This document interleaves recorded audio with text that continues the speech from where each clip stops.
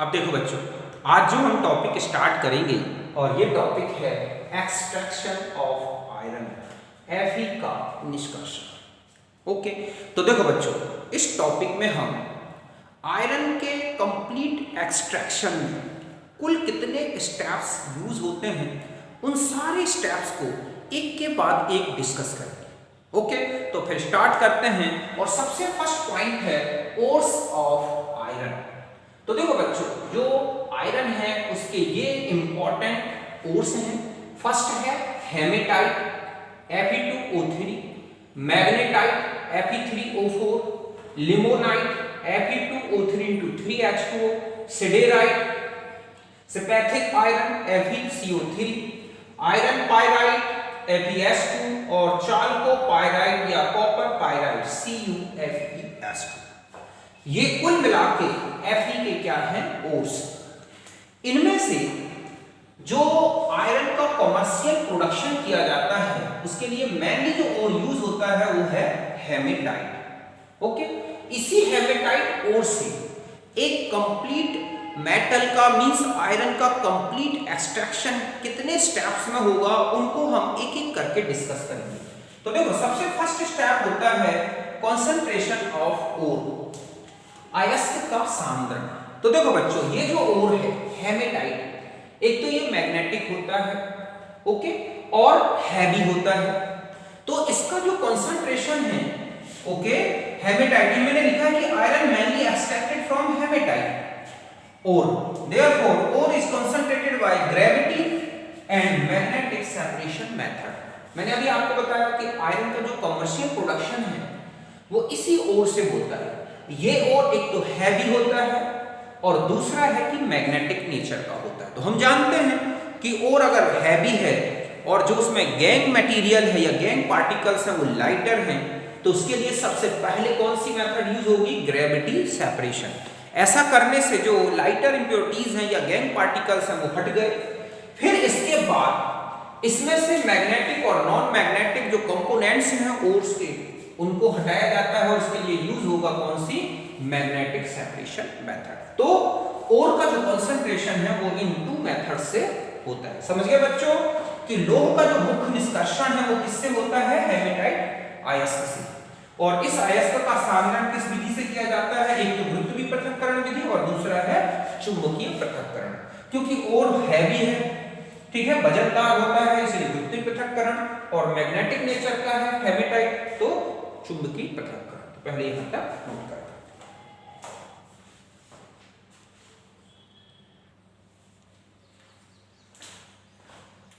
अब देखो बच्चों, नेक्स्ट स्टेप होता है और वो है कैल्सिनेशन एंड रोस्टिंग। तो जो हेमेटाइट ओर है, इस हेमेटाइट ओर का पहले कैल्सिनेशन किया जाता है और फिर रोस्टिंग की जाती है। ये दोनों रिवर्बेटरी फर्नेस में होते हैं, परावर्तनीय भट्टी। बाकी इनकी डेफिनेशन क्या है, क्या क्या चेंजेस आते हैं, ये मैंने आप पहले ही अच्छी तरह से डिस्कस कर दिया है कि हमारा जो कैल्सिनेशन है, निस्तापन है, उसमें क्या होता है और रोस्टिंग में क्या क्या होता है, ये पहले ही हम डिस्कस कर चुके हैं। यहाँ हम केवल रिएक्शन समझते हैं। तो देखो, इन दोनों जो प्रोसेस है, ठीक है, रोस्टिंग और कैल्सिनेशन, इन दोनों प्रोसेस में क्या क्या रिएक्शंस होती हैं। देखो, पहला यह है कि अगर हेमेटाइट में हाइड्रेटेड ओर है, सपोज लाइमोनाइट है, तो वो भी इस तरह से जो H2O है वो वेपर बन के बाहर हो जाएगा।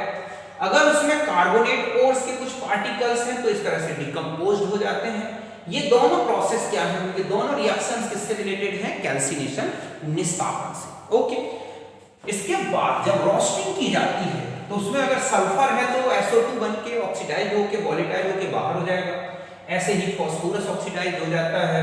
आयरन जो यहाँ पर FeO के फॉर्म में है वो भी किसमें चेंज हो जाता है? Fe2O3। और इन दोनों प्रोसेस से जो ओर है वो क्या हो जाता है? पोरस हो जाता है, भुरभुरा हो जाता है, ताकि आगे की रिएक्शंस अच्छी तरह से चल सके। ओके, तो यहाँ तक नोट कर।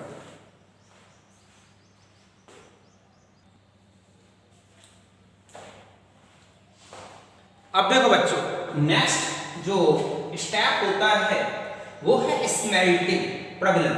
मतलब पहले कंसंट्रेशन किया गया ओर का, फिर कैल्सिनेशन और रोस्टिंग की गई, अब जो ओर निकला कैल्साइंड या रोस्टेड ओर, उसमें मिलाया जाता है कोक, एक रिड्यूसर होता है कोक, और लाइमस्टोन चूना पत्थर जो कि एक फ्लक्स होता है। मींस ओर, कोक और लाइमस्टोन, इन तीनों को मिलाया जाता है इस रेशियो में। देखो ये है ओर का रेशियो, मींस यहाँ पर जो कैल्साइंड ओर है 8 रेशियो, कोक को 4 रेशियो, और जो लाइमस्टोन है 1 रेशियो में, 8:4:1 में मिलाया जाता है। इस मिक्सचर को बोला जाता है क्या? ओर चार्ज। क्या बोलते हैं बच्चों? ओर चार्ज। इस ओर चार्ज को ब्लास्ट फर्नेस के टॉप पॉइंट से भट्टी या फर्नेस के अंदर डाला जाता है।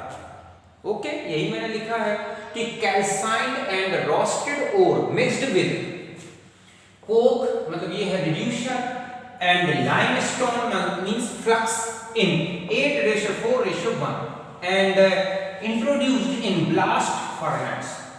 ठीक है, और फिर इसको कहां पर इंट्रोड्यूस किया जाता है? ब्लास्ट फर्नेस में। द मिक्सचर और कोक और लाइमस्टोन, इसको क्या बोला जाता है बच्चों? ओर चार्ज। समझ गए ना बच्चों कि निष्कापित अयस्क में कोक मतलब ये अक्षायक होता है। ओके, तो निष्कापित अयस्क में पहले मिलाया कोक, फिर चूना पत्थर गाला। किस रेशियो में मिले होते हैं? देखो अयस्क ये हो गया कोक और ये हो गया लाइमस्टोन, अनुपात में मिलाकर भट्टी के ऊपरी, वात्य भट्टी जो होती है इसके ऊपरी भाग से डाला जाता है अयस्क, कोक और चूना पत्थर, इनका जो मिक्सचर है वो कहलाता है अयस्क चार्ज। अब हम लेंगे ब्लास्ट फर्नेस के बारे में थोड़ा सा इंट्रोड्यूस करेंगे, फिर हम इसके जो डिफरेंट पार्ट्स में जो रिएक्शंस होती हैं वो देखेंगे। तो देखो बच्चों, ब्लास्ट फर्नेस जो होती है चिमनी लाइक टॉल स्ट्रक्चर होता है, समझ जाएंगे ना? टॉल स्ट्रक्चर होता है, ये है लाइक, और ये है इस तरह से टॉल स्ट्रक्चर होता है, बहुत लंबा ऊंचा चिमनी जैसा दिखता है, और उसके अंदर जो इंटरनल पार्ट है, जो उसकी अंदर वाली जो वॉल है उसमें लगी होती है fire bricks. Fire clay bricks का मतलब होता है कि ऐसी ईंट लगी होती हैं, ब्रिक, ठीक है, ब्रिक्स लगी होती हैं जो बहुत हाई टेम्परेचर तक मेल्टेड नहीं होती, फ्यूज्ड नहीं होती।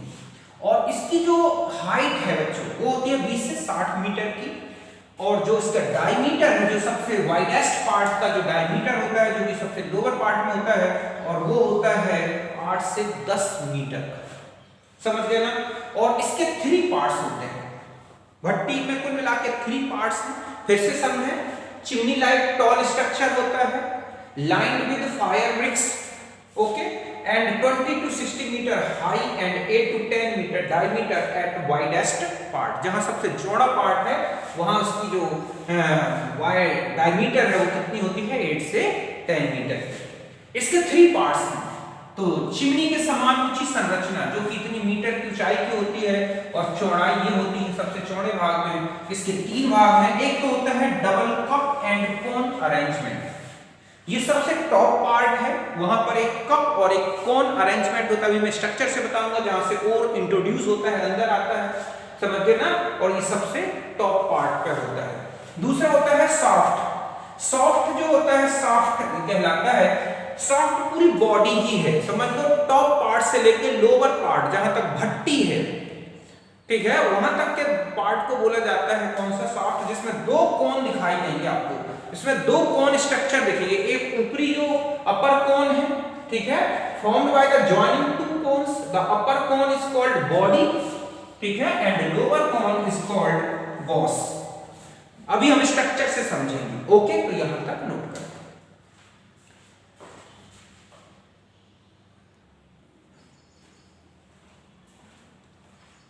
अभी देखो बच्चों, मैंने आपको भट्टी के 2 पार्ट्स बता दिए थे, एक था cup and cone arrangement, okay, और दूसरा जो पार्ट था जो ब्लास्ट फर्नेस का वो क्या था बच्चों? सॉफ्ट, और तीसरा है हार्थ। हार्थ जो है निचला पार्ट है, भट्टी का सबसे नीचे वाला भाग जहां पर कोयला जलता है, समझ गए ना? कि lowest part of the furnace serve as large crucible, एक बड़ी क्रूसिबल के जैसे कप जैसा स्ट्रक्चर होता है जहां पर कोयला जलता है और पिघला हुआ आयरन इकट्ठा होता है। तो एक लार्ज क्रूसिबल, अभी मैं डायग्राम से समझाता हूं, और इसमें 2 होल्स होते हैं, प्रोवाइड 2 होल्स। एक होल से तो आप देखोगे स्लैग बाहर आएगा और एक होल से क्या बाहर आता है बच्चों, मोल्टेड मेटल मींस आयरन। समझ गए बच्चों कि भट्टी का सबसे निचला भाग है और एक बड़े क्रूसिबल के समान कार्य करता है। क्रूसिबल एक ऐसी भट्टी होती है जो चारों तरफ से बंद होती है और उसमें कोयला जलाया जाता है। इसमें दो भाग या दो छिद्र होते हैं, एक छिद्र से तो धातु मल बाहर आएगा, ठीक है, उसका निष्कर्षण किया जाता है। दूसरा जो पिघला हुआ भाग है वहां से दूसरा जो छिद्र है उससे पिघली हुई धातु बाहर आती है, निष्कर्षित होती है। ओके, मेथड देखते हैं। अभी मैं डायग्राम समझाता हूं। मेथड में क्या करते हैं कि जो ब्लास्ट फर्नेस है उसके टॉप वाले पार्ट से, जहां पर कप एंड कोन अरेंजमेंट है, वहां से और चार्ज को डाला जाता है। जस्ट उसी समय भट्टी को जला दिया जाता है, नीचे कोयला जलना शुरू हो जाता है और ऊपर से और आता है। और जो दो ट्यूबर्स या टायर्स कहें हम, ठीक है, ट्यूबर्स का मतलब है दो बड़े बड़े पाइप होते हैं जिनके थ्रू जो बहुत ही हॉटेड एयर है उसको भट्टी के अंदर सेंट किया जाता है। यही मैंने लिखा है कि the ore charge is introduced in the furnace by cup and cone arrangement. Okay, at the same time the furnace is lit मतलब उसी समय वो जला दी जाती है भट्टी को, and blast of hot air is sent upward through the tuyeres. Tuyeres का मतलब बड़े बड़े पाइप होते हैं जहां से जो है गर्म वायु या एयर जो है हॉट एयर एंटर होती है। The temperature of furnace varies from 1600 to 250। सबसे नीचे वाले पार्ट में लगभग 1600 या इससे भी 1800 तक पहुंच जाता है, लेकिन मैंने 1600 डिग्री से लेकर और जब से टॉप पार्ट होगा वहां तक 250 डिग्री सेंटीग्रेड टेम्परेचर होता है। समझ गए बच्चों कि भट्टी के कप और कोन व्यवस्था द्वारा अयस्क चार्ज को भट्टी के अंदर डाला जाता है। इसी समय भट्टी को जला दिया जाता है और तेज हवा का, ठीक है, तेज बहाव, हवा का तेज बहाव, गर्म हवा का तेज बहाव टायर के द्वारा भट्टी में भेजा जाता है। भट्टी का तापमान 1600 डिग्री से 250 डिग्री तक बदलता है। अब मैं आपको डायग्राम से समझाता हूं, पहले आप इसे नोट कर लें।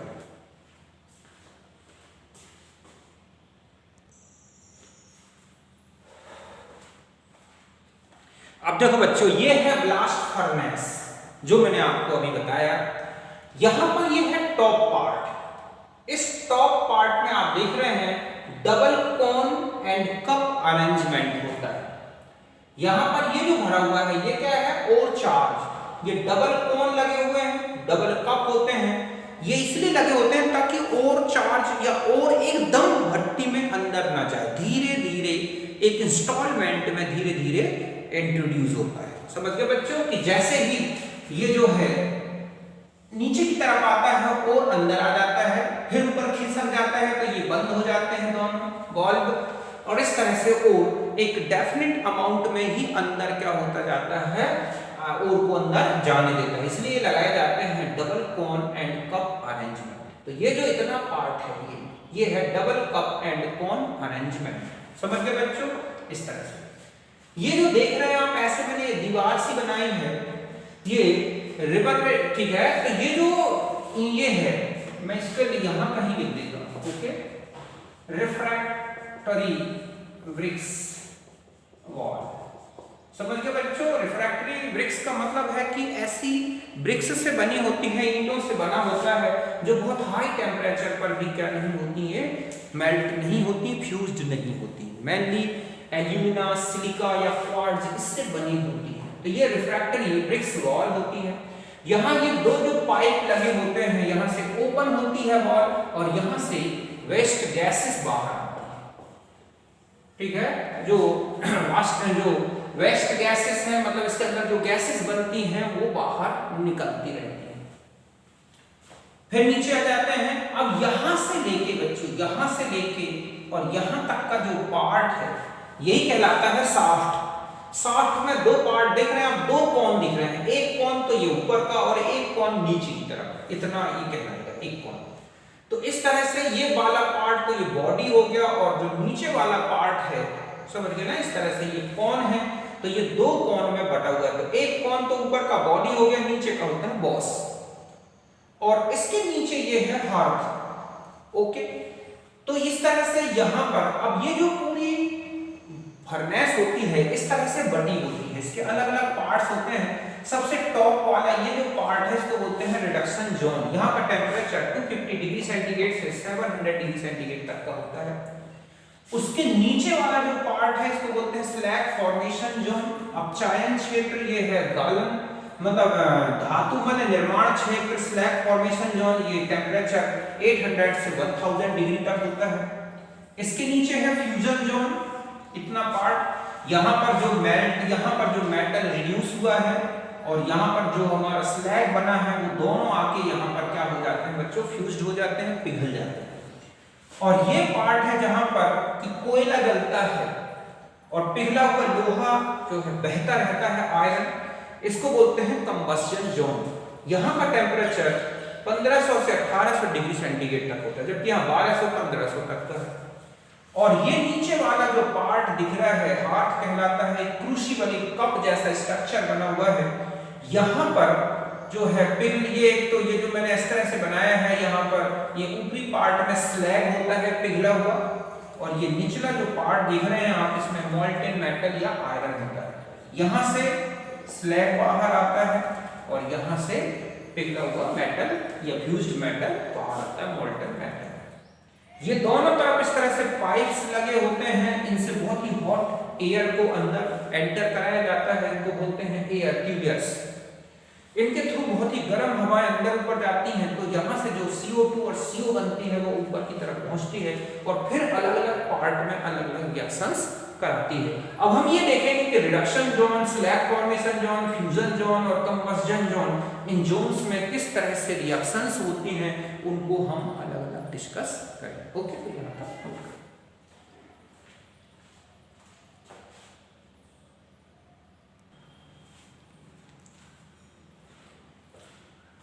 अब देखो बच्चों, अब हम आ जाते हैं ब्लास्ट फर्नेस जो है, इसके डिफरेंट जोन्स जो हैं वहां पर क्या क्या रिएक्शंस होती हैं और क्यों उनके इस तरह के नेम्स होते हैं। तो देखो सबसे फर्स्ट है रिडक्शन जोन। रिडक्शन जोन ये वाला पार्ट है, मैंने आपको बताया है, यहाँ पर ये है रिडक्शन जोन। इसका नेम रिडक्शन जोन इसलिए है क्योंकि यहीं पर ओर का रिडक्शन होता है और यहाँ पर जो रिड्यूसर होता है वो क्या होता है, कार्बन मोनोऑक्साइड। एक क्वेश्चन है कि कार्बन मोनोऑक्साइड और कार्बन कोक में कौन अच्छा रिड्यूसर है लो टेम्परेचर। तो लो टेम्परेचर में अच्छा रिड्यूसर कौन है बच्चों, CO। ये मैंने एलिंघम डायग्राम से भी बताया है कि जो CO का CO2 बनने की जो लाइन है वो FeO से Fe से FeO बनने की लाइन से नीचे आती है लो टेम्परेचर में। तो यहाँ पर जो रिड्यूसर होता है टॉप पार्ट में या रिडक्शन जोन में, वहां पर कौन होता है, CO। तो इन दिस, ठीक है, this is the upper part of the furnace and temperature varies, ठीक है, वेरीज फ्रॉम 250 टू 700। यहाँ का जो टेम्परेचर वेरिएशन आता है वो 250 से 700। ये रिडक्शन, ठीक है, और यहाँ पर रिडक्शन किसका होता है, reduction of O takes place and CO is the reducer। समझ गए बच्चों, यह भट्टी का ऊपरी भाग है और यहाँ का तापमान कितना बदलता है 250 से 700 डिग्री तक। और यहाँ पर अयस्क का क्या होता है, अपचयन। यहाँ पर CO एक अपचायक होता है। तो ये रिएक्शंस होती है। देखो ये है ओर, हेमेटाइट ओर, जो हमने ओर लिया है हेमेटाइट। यहाँ पर CO से पहले चेंज होता है Fe3O4 में और CO2 वेस्ट गैस के फॉर्म में बाहर आ जाती है। फिर Fe3O4 फिर आगे CO से रिड्यूस होता है FeO में और FeO से फिर चेंज हो जाता है Fe में। और इस तरह से अलग अलग टेम्परेचर रेंज में ये रिएक्शंस होती है। इन सारी रिएक्शंस में CO2 गैस बाहर निकलती रहती है, जो टॉप पॉइंट पर यहाँ पर ये जो होल्स होते हैं यहाँ से वेस्ट गैसेस के फॉर्म में CO2 बाहर आती है। इस गैस को दोबारा इसी ट्यूबर्स से और भट्टी में या फर्नेस में एंटर करा दिया जाता है। यहाँ पर ये जो आयरन बनता है इसको बोलते हैं क्या बच्चों, स्पॉन्जी आयरन, ठीक है। Fe form is called spongy iron, ठीक है। यहाँ पर स्पॉन्जी आयरन अभी स्पंज के फॉर्म में रहता है, पोरस टाइप। इसके अलावा यहाँ पर एक रिएक्शन और चल जाती है, CO प्लस C मिलकर CO2 प्लस C। यहाँ से जो कोक आ रहा है उस कोक से CO मिलके और इस तरह से CO2 और C में बदल जाती है। तो यहां तक आप समझ गए होंगे, सॉरी 2CO से CO2 प्लस क्या C। ओके, तो इस तरह की रिएक्शन चलती है। ये कहाँ चलती है बच्चों?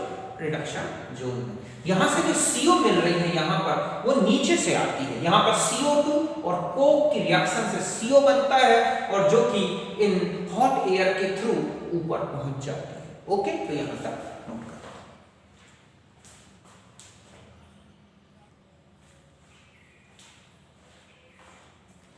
अब देखो बच्चों, नेक्स्ट आता है स्लैग फॉर्मेशन जोन। ये वाला पार्ट है स्लैग फॉर्मेशन जोन, ये वाला समझ गए ना कि ब्लास्ट फर्नेस में ये जो पार्ट है यही क्या है बच्चों? स्लैग फॉर्मेशन जोन, जो मैं पहले बता चुका हूं।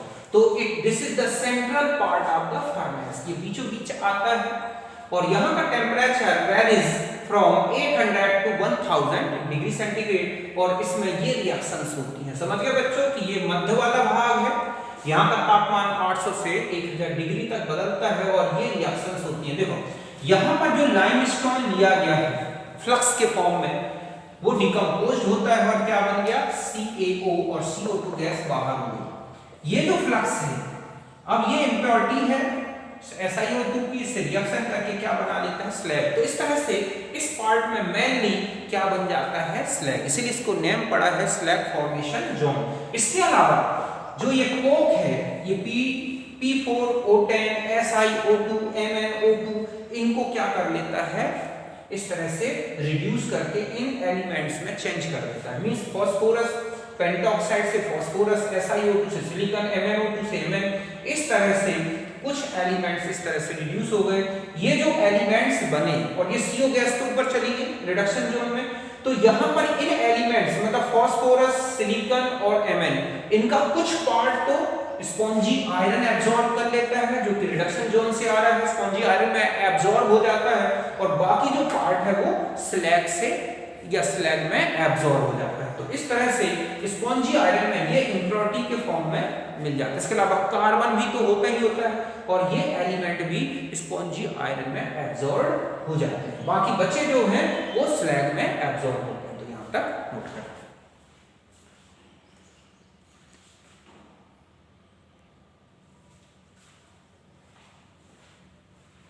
अब देखो बच्चों, नेक्स्ट जो थर्ड जोन है वो है फ्यूजन जोन, गलन क्षेत्र। फ्यूजन जोन इसलिए इसको बोलते हैं क्योंकि इस जोन में जो स्पॉन्जी आयरन है और जो स्लैग है, दोनों क्या हो जाते हैं? मेल्ट हो जाते हैं, फ्यूज्ड हो जाते हैं, पिघल जाते हैं।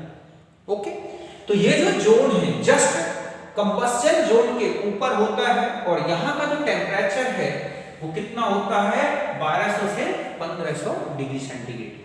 तो यही लिखा है just above the combustion zone, temperature varies 1200 to 1500 degree centigrade. The spongy iron melts at 1300 degree centigrade and slag also fused, both collected at the bottom। अब यहाँ पर जो स्पॉन्जी आयरन मेल्ट हो गया, जो स्लैग था वो मेल्ट हो गया, और ये यहाँ से ये जो कोक है, जलता हुआ कोक, रेड हॉट कोक है, उससे बहते हुए, और यहाँ पर ये हार्थ जो है, समझ गए बच्चों, यहाँ पर ये कलेक्ट हो जाते हैं दोनों।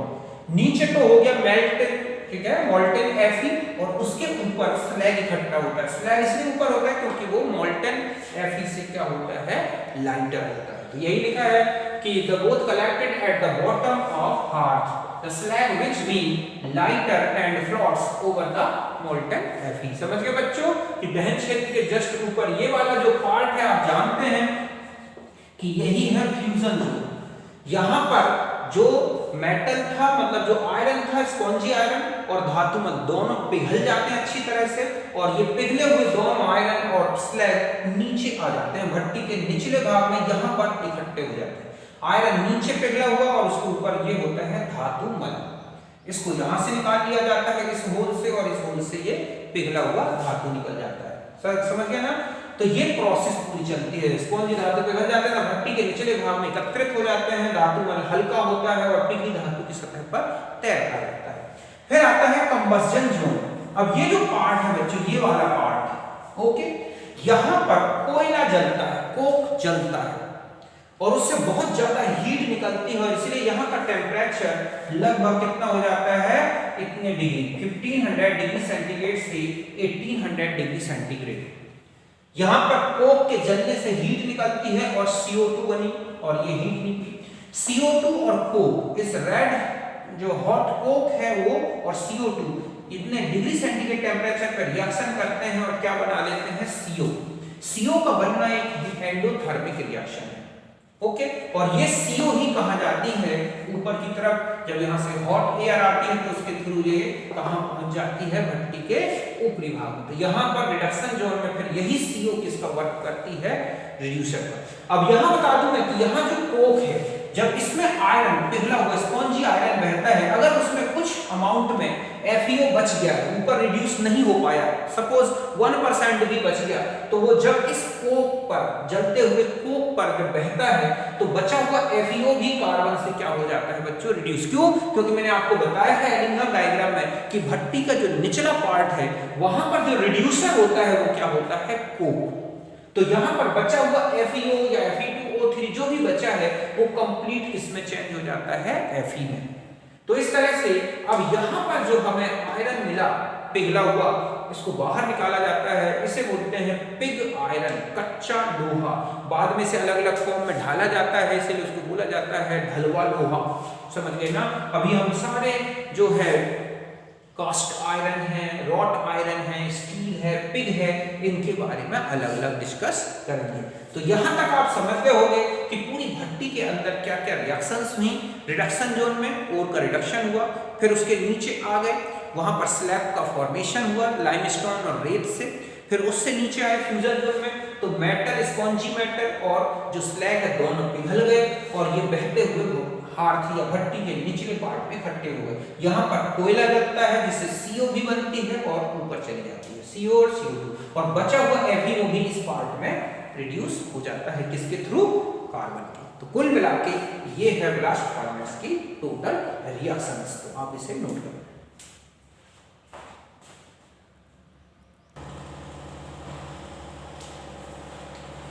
अब देखो बच्चों, अब हम आ जाते हैं पिग और कास्ट आयरन में, कच्चा और ढलवा लोहा। तो ये बता दूं कि जो ब्लास्ट फर्नेस में जब कंप्लीट प्रोसेस हो जाती है और हार्थ से जो पिघला हुआ मोल्टेन Fe निकलता है उसे तो बोलते हैं पिग आयरन। समझ गए ना कि जो ब्लास्ट फर्नेस से डायरेक्ट बाहर आ रहा है मोल्टेन Fe पिघला हुआ आयरन, उसे बोला जाता है पिग आयरन।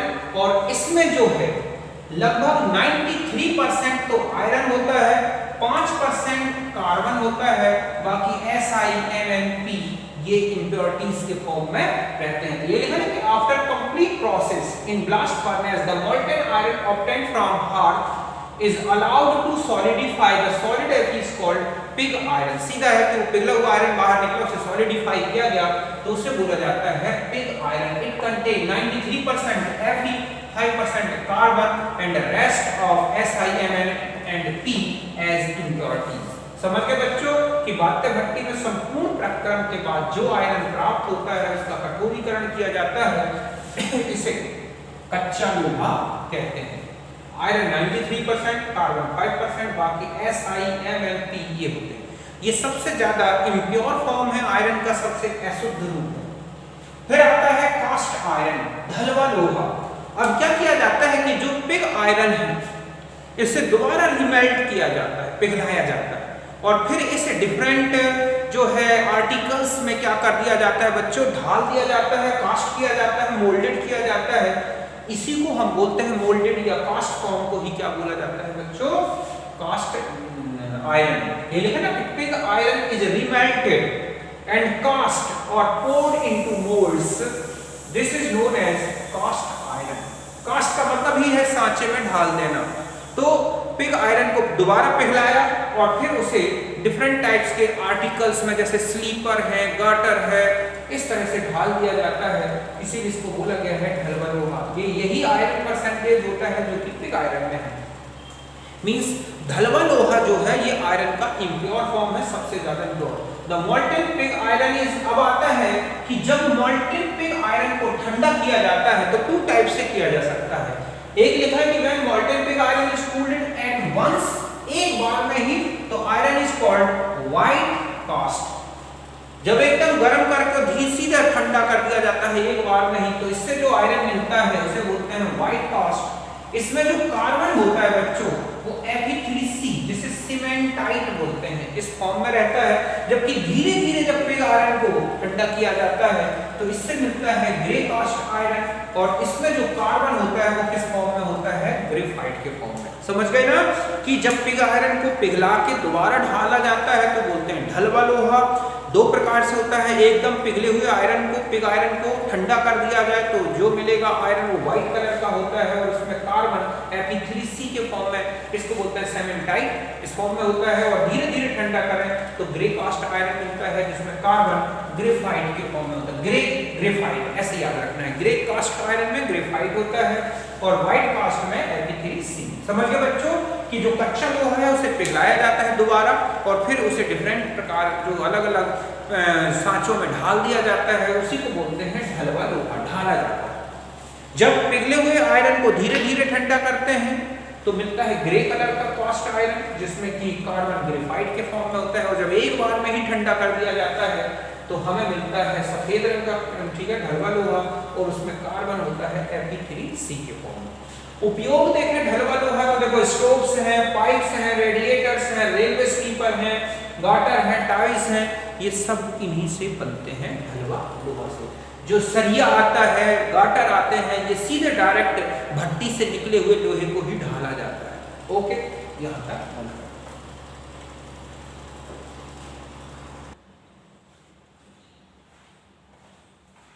अब देखो बच्चों, अब हम आ जाते हैं, नेक्स्ट है रॉट आयरन, पिटवा लोहा। तो देखो ये जो आयरन का टाइप है ये सबसे प्योरेस्ट फॉर्म है आयरन का। इसमें जो कार्बन का परसेंटेज रह जाता है वो है 0.1 से लेके 0.25% तक। तो ये सबसे प्योरेस्ट फॉर्म है, it is the purest form of the iron containing 0.1 to 0.25% of carbon and 0.3% impurities.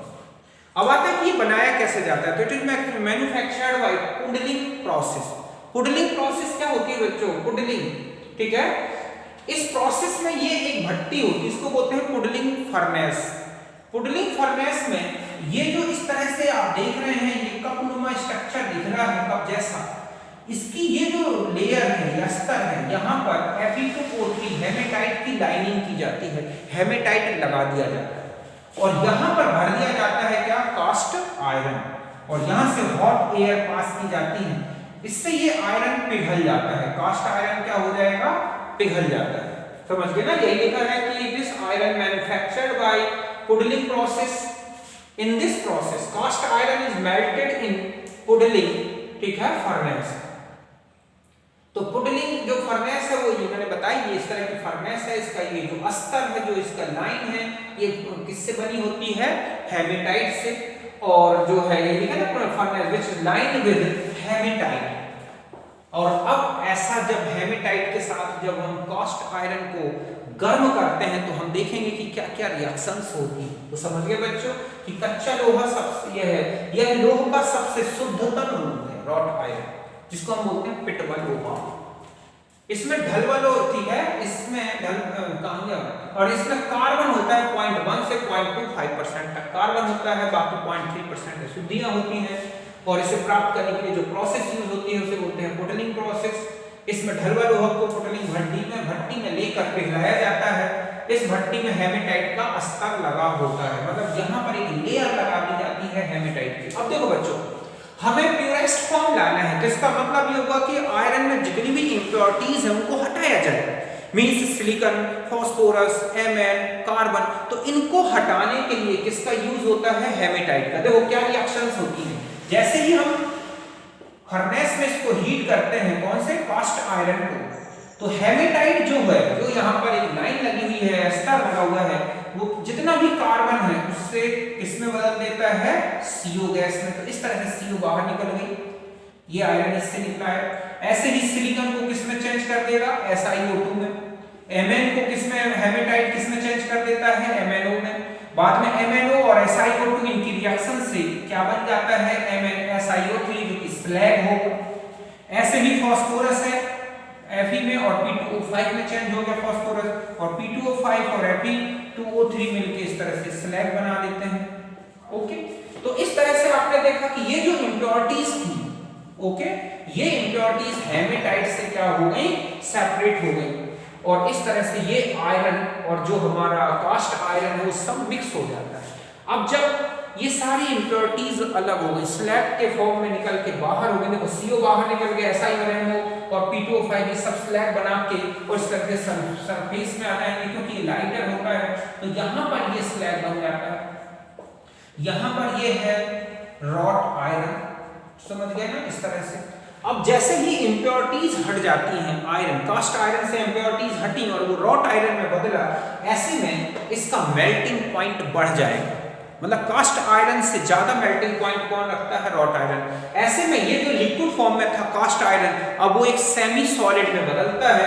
ये सेमी सॉलिड में बदलने के कारण ये बॉल के फॉर्म में आ जाता है, बड़े बड़े बॉल बन जाते हैं और इन बॉल्स को किससे पीटा जाता है? हैमर से।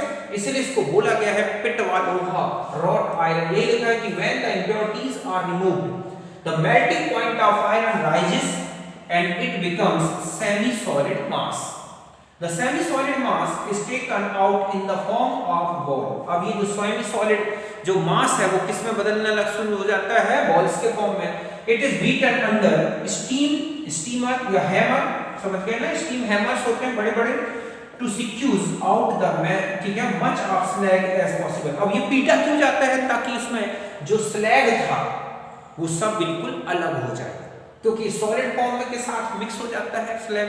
तो इस तरह से सॉलिड फॉर्म में से स्लैग को हटाया जाता है, इसलिए इसको बोला जाता है क्या? पिटवा लोहा। समझ गए बच्चों कि जब अशुद्धियां हट जाती हैं तो आयरन का गलनांक बढ़ जाता है और ये अर्ध ठोस में आ जाता है और इसे गोले में बदलकर, ये गोले में बदल जाता है, स्वयं ही बदल जाता है और हथौड़ों से पीट कर धातुमल को हटाया जाता है, इसलिए इसे बोला गया है पिटवा लोहा। तो इस तरह से सीधा सा है, कास्ट आयरन से जो इम्प्योरिटीज थी वो हेमेटाइट के थ्रू हटा दी गई। अब जो आयरन मिला वो रॉट आयरन है, जो कि बॉल शेप में बाहर आता है, उसको पीट पीट कर उसकी जो स्लैग है उसको हटा दिया गया और इस तरह से हमें मिल गया प्यूरेस्ट फॉर्म ऑफ आयरन, जिसमें बहुत ही कम कार्बन बचता है। ओके, तो इसको आप नोट करें।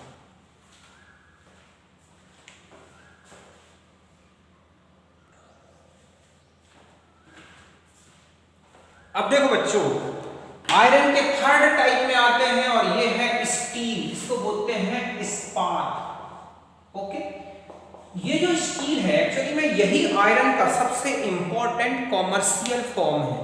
मतलब आयरन सबसे ज्यादा इसी फॉर्म में यूज होता है, समझ गए ना? It is the most important commercial variety of iron. और इसमें जो आप देख रहे हैं कार्बन होता है 0.25 से 2% तक कार्बन, मींस कास्ट आयरन से कम, लेकिन आप देख रहे हैं रॉट आयरन से ज्यादा, means intermediate percentage of carbon होता है। समझ गए बच्चों कि यह आयरन का बहुत ही महत्वपूर्ण रूप है और कार्बन की ये परसेंटेज होती है। टू टाइप्स का होता है, एक होता है हार्ड स्टील, इसमें कार्बन की परसेंटेज ज्यादा होती है, it has high percentage of carbon, it is very hard and brittle nature का होता है। समझ गए बच्चों, ये कार्बन का इसमें उच्च प्रतिशत होता है, कठोर और भंगुर होता है।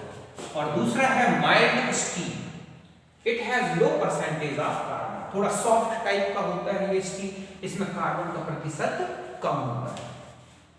और अब मैं बता दूं कि स्टील की मैन्युफैक्चर्ड मेथड्स होती है, एक होती है बेसिमर प्रोसेस, एक होती है ओपन हार्थ प्रोसेस जिसको बोला जाता है सीमेंट मार्टेन प्रोसेस, और एक होती है एडी प्रोसेस। समझ गए बच्चों कि जो स्टील है वो किससे मैन्युफैक्चर्ड होता है, बनाया जाता है? बेसिमर प्रोसेस होती है, बेसिमर प्रक्रम, ओपन हार्थ प्रोसेस खुली तल की विधि होती है जिसे सीमेंट मार्टेन की विधि बोलते हैं, और एक होता है एडी प्रोसेस। क्योंकि इनके बारे में ज्यादा डिटेल हमारे सिलेबस में नहीं है इसलिए मैंने इनके बारे में नहीं बताया। अब मैं कुछ इंपॉर्टेंट एलॉयज बता दूं स्टील्स। देखो, एक होता है इनवर, इनवर जो होता है 36% निकल और Fe, तो इन निकल याद रखना है। यूज किसमें होता है? पेंडुलम्स में। मैग्नीज स्टील, मैग्नीज होता है, बाकी आयरन, स्प्रिंग, सॉफ्ट, ठीक है, सॉफ्ट और एक्सेल बनाने में यूज होता है। स्टेनलेस स्टील, ये इनका ठीक है, क्रोमियम, निकल और आयरन, कुछ परसेंटेज कार्बन का भी होता है, वो लिखा हुआ है 0.25। मेकिंग कॉमन आर्टिकल्स, यूटेंसिल्स, हम देखते हैं घरों में जो बर्तन है वो सबसे ज्यादा स्टेनलेस स्टील से ही बनते हैं। एल्युमिनियम, निकल और Fe इसी से मिल रही है। देखो ये दो तो बता रहे हैं, सीधा सीधा है एल्युमिनियम और निकल, इसके अलावा आयरन और कोबाल्ट, ठीक है। तो एल्युमिनियम, निकल, कोबाल्ट कोबाल्ट और प्लस किस क्या मिला हुआ है, आयरन, इसी से बना है अल्निको, और इसका यूज होता है परमानेंट मैग्नेट बनाने में। इस स्टील का यूज परमानेंट मैग्नेट बनाने में। पर्म, ठीक है, पर्म एलॉय होता है ये है इसमें, और इसका यूज होता है इलेक्ट्रोमैग्नेट बनाने में और ओशियन केबल्स बनाने में। देखो ये परमानेंट मैग्नेट होते हैं, ये इलेक्ट्रिक फील्ड में मैग्नेट की तरह वर्क करते हैं, समझ गए ना। तो ये स्टील्स हैं जो डिफरेंट टाइप्स के होते हैं और यूज होते हैं।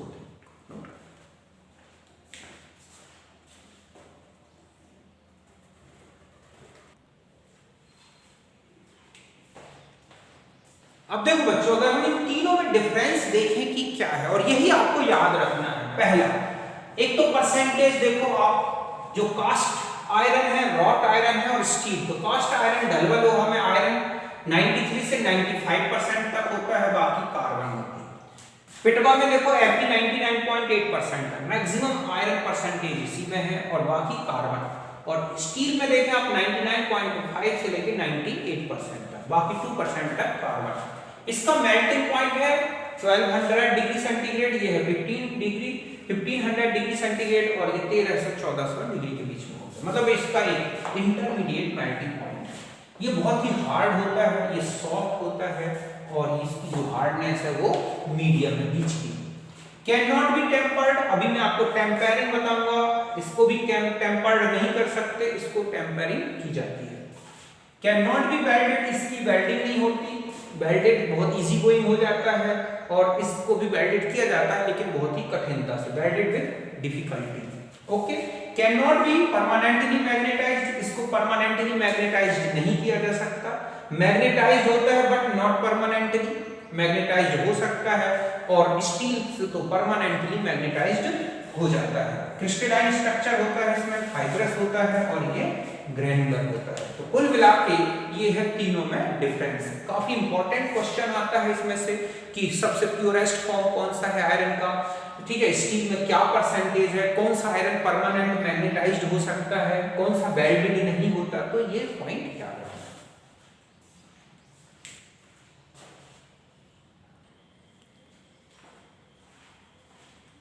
अब देखो बच्चों, नेक्स्ट आता है ट्रीटमेंट ऑफ आयरन, आयरन का उपचार, या इसी को हम बोल सकते हैं स्टील, ठीक है, स्टील ट्रीटमेंट ऐसा। तो देखो, एक होता है एनीलिंग, ताप अनुशीतन, पूरे स्टील को रेडनेस तक हीटेड करना, मतलब इतना हीट करें कि वो रेड हो जाए, और फिर उसको धीरे धीरे ठंडा किया जाता है। तो इस प्रोसेस को बोलते हैं एनीलिंग, समझिए ना, कि the process of heating steel to bright redness, इतना गर्म करें कि लाल तक हो जाए, लाल दिखने लगे, and then cooling it very slowly, this ठीक है, इसी को बोलते हैं क्या, annealing. The treatment makes the steel soft and ductile, ऐसा करने से जो स्टील है वो सॉफ्ट हो जाता है, डक्टाइल हो जाता है। समझ गए बच्चों, कि इस्पात को लाल तप्त अवस्था तक गर्म करना, फिर धीरे धीरे ठंडा करना, इससे इस्पात मुलायम और तन्य हो जाता है, इसी को बोलते हैं एनीलिंग। जैसे कि कांच में एनीलिंग की जाती है ना, कांच के जब कोई भी आर्टिकल्स बनते हैं फिर धीरे धीरे उनको भी ठंडा किया जाता है, तो उसको भी एनीलिंग बोलते हैं। तो एनीलिंग हो गया। फिर आता है क्विंचिंग, समन, इसमें भी वही है कि the process of heating steel bright redness and cooling it suddenly while plunging in water और ऑयल। बस इसमें क्या है, एकदम रॉड हीट, ठीक है, रेडनेस तक हीटेड किया और फिर पानी में डुबो दिया जाता है या फिर तेल में, ऐसा करना ही क्या कहलाता है, क्विंचिंग। इससे क्या होता है कि makes steel extremely hard and brittle, इससे जो स्टील है बहुत ज्यादा हार्ड हो जाता है और ब्रिटल हो जाता है। ओके, फिर आता है टेम्परिंग। टेम्परिंग जो होती है, एक सरफेस जो है उसको प्रोटेक्ट करने की एक प्रोसेस है बच्चों, कि इसमें भी जो स्टील है उसको क्या किया जाता है, हीटेड किया जाता है, बट रेडनेस से नीचे, और फिर क्या किया जाता है कि इसको रेडनेस से जब नीचे तक, और फिर धीरे धीरे ठंडा किया जाता है। ऐसा करने से स्टील की सरफेस पर एक ऑक्साइड की थिन लेयर बनती है जो कि स्टील का कोरेजन होने से रोकती है। इस सरफेस का जो कलर है वो टेम्परेचर पर डिपेंड करता है। तो the process of heating the quenched steel, ठीक है, to temperature much below redness, मतलब रेडनेस से नीचे तक गर्म करना, and cooling it slowly, then the process of tempering a thin film of oxide is formed on the surface. ठीक है, the colour of film depend on the temperature range. समझ गए बच्चों कि स्टील को गर्म करना इतना कि वो रेडनेस में ना आए और फिर उसके बाद धीरे धीरे ठंडा करना, इसी को बोला गया है कौन सी प्रोसेस, टेम्परिंग। इससे जो सरफेस है उसमें क्या बन जाती है, एक थिन लेयर बनती है ऑक्साइड की, ये सरफेस को कोरोजन संक्षारण से रोकती है। इस फिल्म का जो कलर है वो टेम्परेचर पर डिपेंड करता है। देखो 200 से 300 तक है तो येलो, 250 से 270 तक है तो ब्राउन, और 300 डिग्री है तो ब्लू कलर की सरफेस दिखने लगती है। तो ये है टेम्परिंग। अभी आपको टेम्पर्ड बताया था ना, किसको टेम्पर्ड कर सकते हैं, इसको नहीं। तो यही है कि किसको गर्म करने से एक थिन लेयर बनेगी, किससे नहीं बनेगी। तो यहां तक बात समझे होगे, इसको नोट करें।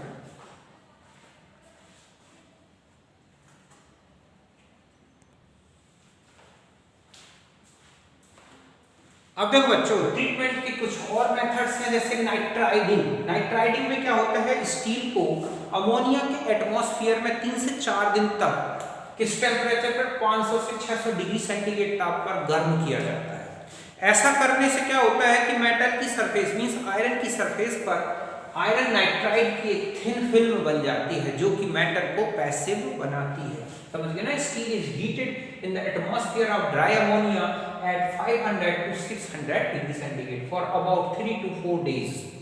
When a hard coating of iron nitride is produced on the surface. समझ गए बच्चों कि आयरन को NH3 के वातावरण में 500 से 600 सेंटीग्रेड ताप पर 3 से 4 दिन के लिए गर्म किया जाता है, उपचारित किया जाता है। इससे आयरन की सतह पर आयरन नाइट्राइड की एक कठोर परत बन जाती है जो आयरन को कोरोजन से रोकती है। फिर एक है केस हार्डिंग। इसमें जो माइल्ड स्टील होता है उसको चारकोल के साथ हीट किया जाता है और फिर ऑयल में डुबो दिया जाता है।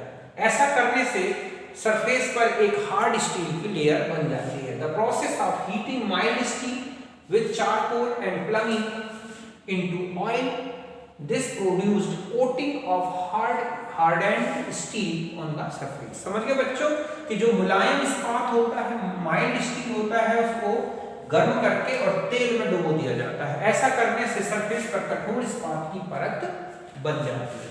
फिर होता है लास्ट है पैसिविटी ऑफ आयरन, आयरन की निष्क्रियता। तो देखो बच्चों, जब कोई भी मेटल जिन कंडीशन में रिएक्टिव होना चाहिए थे उसी कंडीशन में वो इनर्टनेस शो करे तो हम इसी को बोलते हैं पैसिविटी। लिखा है ना कि inertness exhibited by metal in metal condition when chemical activity is to be expected is called passivity। एक ऐसा प्रॉपर्टी जिसमें मेटल जिन कंडीशंस में एक्टिव होना था, रिएक्टिव होना था, उन कंडीशन में अगर वो क्या हो जाए, इनर्टनेस शो करने के लगे, मींस रिएक्टिविटी बिल्कुल शो ना करे, तो हम उसे बोलते हैं पैसिविटी। ये आयरन में, कोबाल्ट में, निकल में, एल्यूमिनियम में ये मिलता है। The inertness exhibited by metal in metal condition when chemical activity is expected is called active। can be rendered। हम जो आयरन को अगर हमें क्या करना है, पैसिव बनाना है, तो उसके लिए क्रोमिक एसिड से ट्रीटमेंट करें, KMnO4 से कर दें, कंसंट्रेट H2SO4 से कर दें या कंसंट्रेट HNO3 से कर दें। It is due to formation of thin layer of oxide. ये हम जानते हैं, अभी तक पढ़ते आ रहे हैं बार बार कि जितने भी ट्रीटमेंट हैं वो सरफेस में एक थिन लेयर बना देते हैं जिससे आयरन का कोरोजन रुक जाता है। समझ गए बच्चों कि जब धातु निष्क्रियता दर्शाती है जबकि इन्हीं धात्विक अवस्थाओं में सक्रिय होना चाहिए था, तो इस गुण को बोलते हैं निष्क्रियता।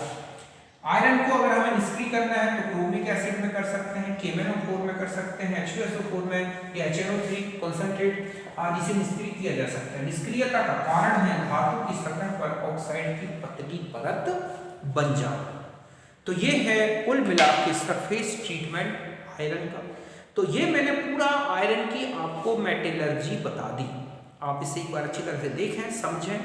टाइप्स ऑफ आयरन, इनसे काफ़ी क्वेश्चंस बनते हैं। स्टील जो है, डिफरेंट टाइप ऑफ स्टील, उनको अच्छी तरह से देखें। ओके, तो ये कुल मिला के आयरन की मेटलर्जी हो गई। अब हम नेक्स्ट वीडियो में कॉपर की, जिंक की और एल्यूमिनियम, इन 3 की मेटलर्जी लेंगे, तब जाके हमारा यूनिट क्या हो जाएगा बच्चों, कंप्लीट होगा। ओके, तो मिलते हैं नेक्स्ट वीडियो में, तब तक के लिए नमस्कार, थैंक यू।